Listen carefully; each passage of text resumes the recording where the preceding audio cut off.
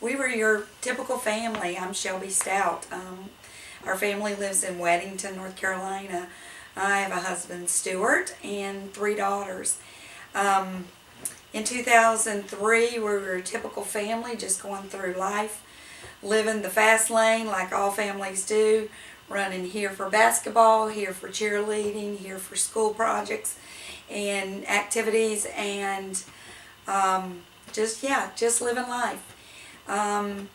Our oldest daughter is Austin Stout, and she was getting ready to go to college. She had just been accepted into NC State.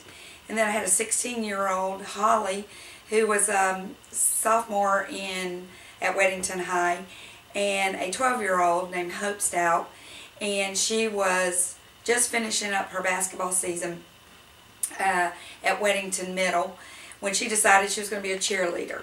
Never done any cheerleading before in her life. We had Holly, who was a cheerleader competition wise, and she had traveled around doing competition cheerleader. Hope decided she wanted to be popular, so she's going to go do cheerleading, because that's what happens in the 7th grade. You want to be popular and you want to fit in. So we put her in some tumbling classes.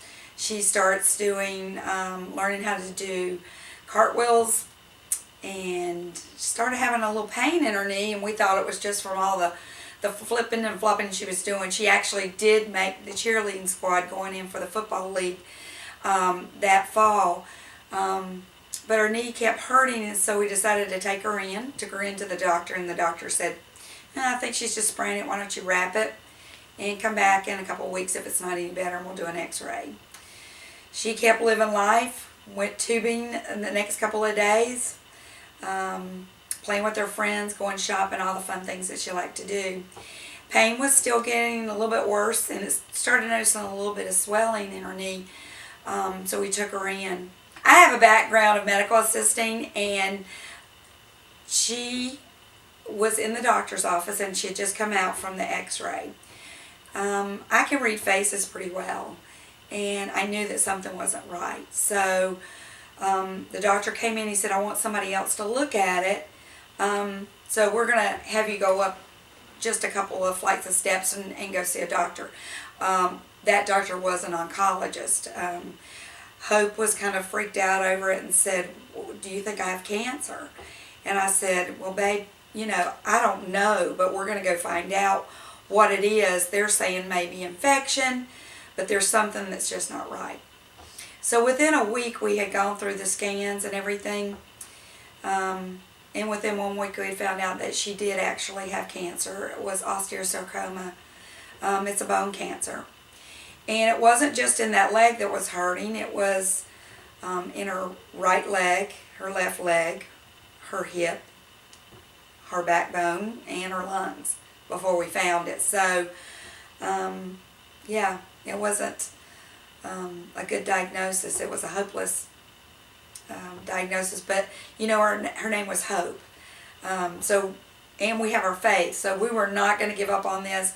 The doctor said we could treat it, so that's the route we took. She went through lots of chemo, several rounds of chemo.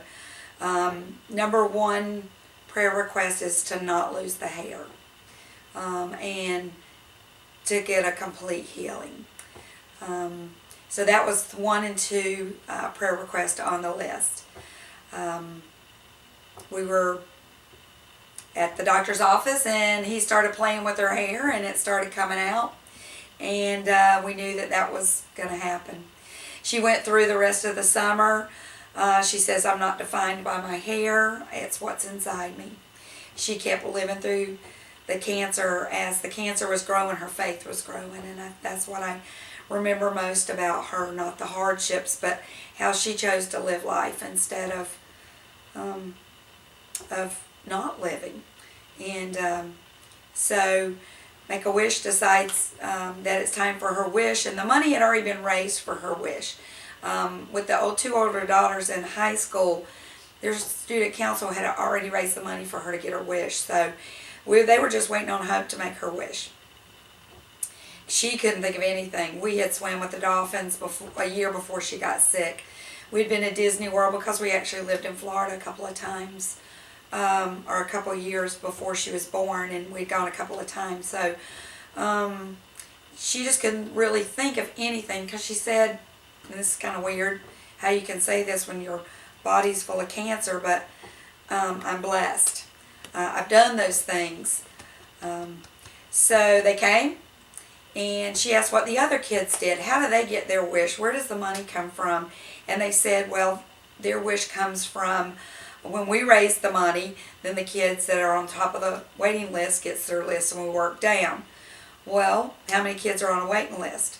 Well, at that time in Charlotte, there were 155 kids on the waiting list, and she couldn't believe it. She said, you know, I looked on the website, and some of these kids are just asking for a puppy or a birthday party with Ronald McDonald. She's not understanding, you know, why this is so hard. And she said, I want my wish when I'm better. I want to be famous and a movie star, but I want to walk on TV role, but I want to actually walk on. And at that time, she had gone from basketball, cheerleading, crutches, to now a wheelchair. And within the next couple of weeks would be bedridden. That she didn't really even realize that that was going to happen. But we watched her go from a very healthy girl to wheelchair. And I said, you know, a lot of times it's easier if you can make more of a statement if you're in a wheelchair. And she looked at me and rolled those 12-year-old eyes and said, I want my wish when I'm better.